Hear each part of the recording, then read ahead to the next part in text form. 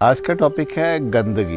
अगर हम देखें, हम शरीर को साफ करते हैं, नहीं भी साफ करते तो गंदगी अपने आप शरीर में आ जाती है। घर को देखें, अगर हम साफ नहीं करते तो गंदगी अपने आप आ जाती है, लेकिन साफ करने के लिए हमें एफर्ट करने पड़ते हैं। साफ कपड़े पहन के हम बैठे रहें तो अपने आप ही वो गंदे दिखने लग जाते हैं। जैसे ही दिन पास होते हैं कि धूल मिट्टी अपने कपड़ों पर, शरीर में, हम घर में हमें देखने को मिलती है। हम कह सकते हैं कि गंदगी अपने आप ही अपनी जगह बना लेती है। जैसे नकारात्मकता, नेगेटिविटी मन में अपनी जगह अपने आप बना लेती है।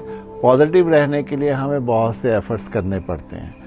संसार के हम मोह माया में, उस अपनी आदतों में, अपनी वासनाओं में अपने आप ही हम जकड़े जाते हैं, लेकिन उससे बाहर आने के लिए हमें बड़े प्रयास करने पड़ते हैं। तो इसलिए मैं यहाँ पे, मेरा जो टॉपिक है कि इस गंदगी को अपने से जितना हम दूर रख सके, हम जितना अपने आप शरीर को साफ रखते हैं, वैसे ही हमें अपने मन को साफ रखना भी उससे ज़्यादा ज़रूरी है।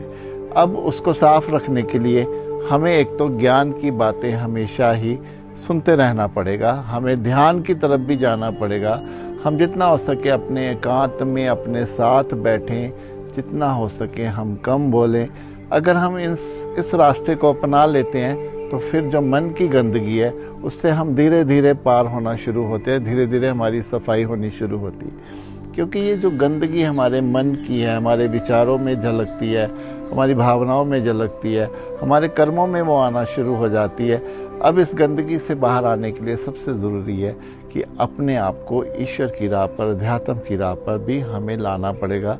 हमें प्रकृति के नियमों का पालन करना पड़ेगा, सच के साथ जीना पड़ेगा। किसी का भी कोई फ़ायदा, किसी का दुरुपयोग, किसी को भी नीचा हम जीवन में नहीं दिखाना पड़ेगा।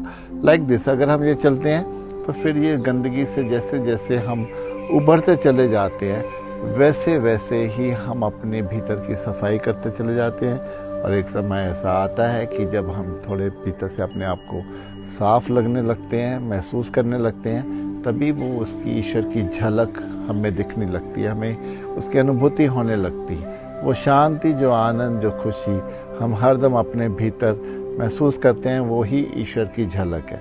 लेकिन हाँ, ये ज़रूरी है, उसके लिए अपनी गंदगी